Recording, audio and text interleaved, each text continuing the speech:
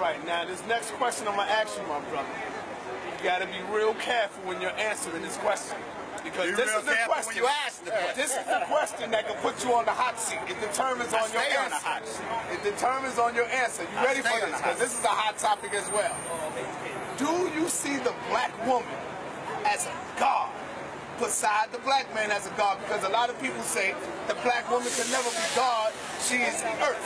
But do you see the black woman as a goddess as well? Absolutely. The black woman is the goddess beside the God. Okay. The black man is God and the black woman is goddess. Okay. Anything else is non-mathematical. Now, to say the black woman is God and stop there, that's non-mathematical. Right, I to disagree say the with that. black man is God and deny the other part of that equation is not mathematics. True mathematics is Maya, is Islam. The black man is God, the black woman is goddess. The black woman is earth, only in a symbolic sense. Just like the black man is sun, S-U-N, only in a symbolic sense. Why say the black woman can't be a goddess because she's earth? Well, that means the black man can't be God because he's sun.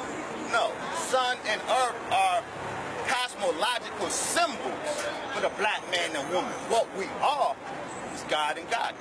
So what do you say when you see a black man who rapes a little baby, or if you see a black man who kills another brother? Is he still God? How could he be looked at as a god? Egyptian, he's a dead god. Let me say this. If we walk down the street and there's a dead dog on the cement, the dog is dead, but he's still a dog. Okay. The black man by nature is God. But there's a difference between a true and living God and a dead God. That difference between the black Amun of ancient Kemet and the blue-black Amun of ancient Kemet. What I've been demonstrating is that the secret of all of the ancient mysteries of Kemet, the ancient mysteries of Sumer, the ancient mysteries of India, the secret of all of the esoteric or Gnostic traditions, esoteric Judaism, being Kabbalah, Sufism, the secret of all of them is that God is a black man, but a God that died. See, the secret is the death of the black God. And what we are witnessing when black men rape black babies, we're witnessing the dead black God. And we must be clear on the distinction between true and living God and dead God. Yes, he's a God, but he's a goddamn dead God. It needs to be physically killed once that line is crossed. Back up a little bit. If I may ask a question, tying into that in a little bit. And again, this is somewhat sensitive. I think it's indisputable the work, the upliftment, the enlightenment that the Honorable Elijah Muhammad did, mentally, spiritually, economically, with the businesses. But if there is to be what many consider a blemish possibly in his leadership or maybe his judgment, I'll see how you deal with it, was at that point, as a leader of the Nation of Islam, that he took on several, I don't know what you consider women, okay, wives, that some were of the teenage years, and he had children with them. Now, he was legally married, or under this system, he was married.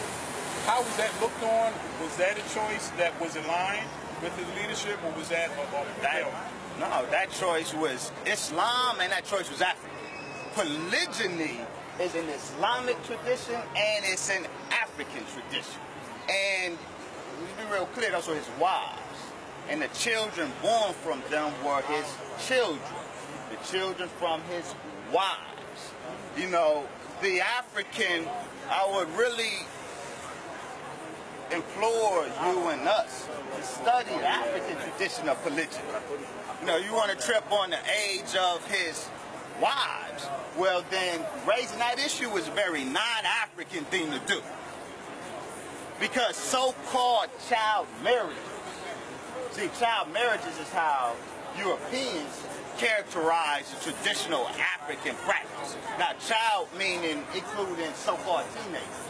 But all of the wives of the Most Honorable Elijah Muhammad, they weren't little babies.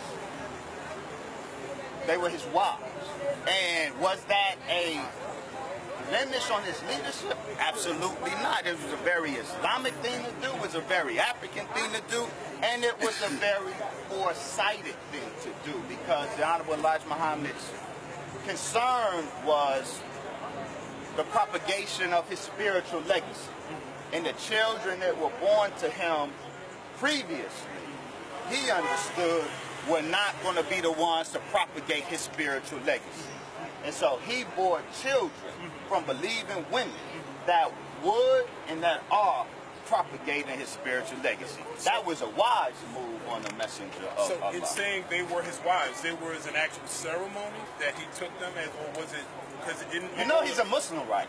So I don't know what ceremony. I don't know if you're looking for a Christian ceremony. No. Don't apply Western Christian standards. Don't imprison. You know, this Muslim black man from America who rejected Western culture, rejected Western institutionalism.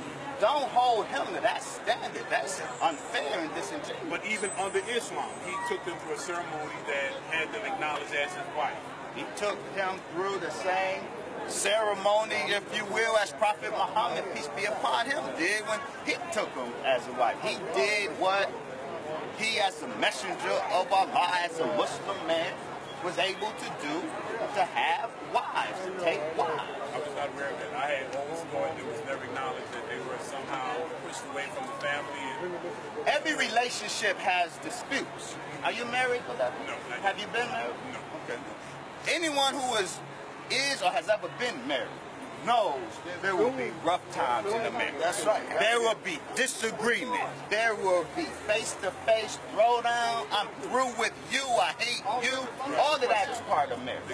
And the messengers of God are not exempt from those very human realities when it comes to male-female relationships. I have another question.